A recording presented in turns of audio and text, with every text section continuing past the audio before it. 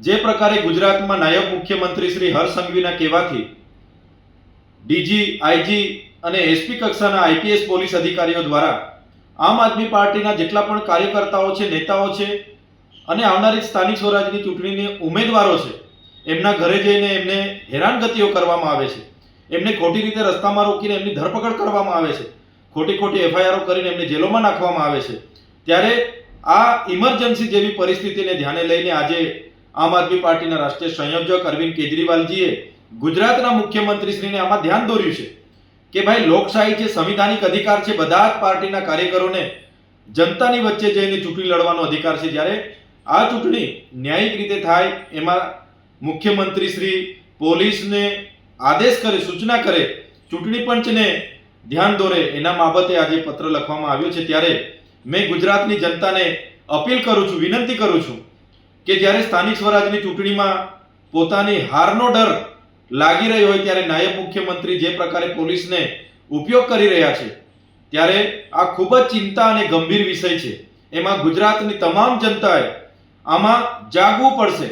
જે તમારો અવાજ બનવાનો પ્રયાસ આમ આદમી પાર્ટીના કાર્યકરો અને નેતાઓ કરી રહ્યા છે, એક મજબૂત વિપક્ષ તરીકે ચૂંટણીમાં ભાગ ભજવી રહ્યા છે, ઉમેદવારી કરી રહ્યા છે, ત્યારે એમને કઈ રીતના હેરાન પરેશાન કરવામાં આવે, એમના પરિવારને કઈ રીતના હેરાન પરેશાન કરવામાં આવે અને ચૂંટણી એ લોકો કઈ રીતના જીતે અને ફરી ભ્રષ્ટાચાર કરે, એ પ્રકારના પ્રયાસો આજે ભારતીય જનતા પાર્ટી કરી રહી છે.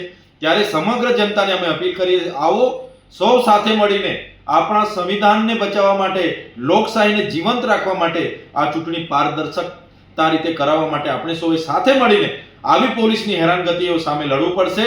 અને આ ભાજપની સરકારને અમે કહેવા માંગીએ છીએ, અમે આંદોલનમાંથી આવેલા લોકો છે, અમે તમારી પોલીસની ઇન્ક્વાયરીઓથી, તમારી એફઆઈઆરોથી અને તમારા ખોટા કેસોથી ડરવાના નથી. જનતા જે દિવસે જાગી જશે તે દિવસે નાયબ મુખ્યમંત્રી હશે કે એમના પોલીસ અધિકારીઓ હશે, બધાએ જ એનો જવાબ આપવો પડશે. અને હવે જનતા ધીરે ધીરે જાગી છે, એટલે તમામ જનતાને અપીલ કરીએ છીએ, આ માત્ર આમ આદમી પાર્ટીના કાર્યકરોનો પ્રશ્ન નથી, આ ગુજરાતની 6 કરોડ જનતાનો પ્રશ્ન છે. અને જનતા 6 કરોડ જનતાએ જ આ વિચારવું પડશે અને બધાએ સાથે રહીને આમ આદમી પાર્ટીની સાથે ઊભા રહીને આ ન્યાયિક લડતમાં સહભાગી બનવું પડશે. ધન્યવાદ. આપના પોતાના પ્લેટફોર્મ લલકારને લાઈક કરો, ફોલો કરો, સબસ્ક્રાઇબ કરો અને શેર કરો.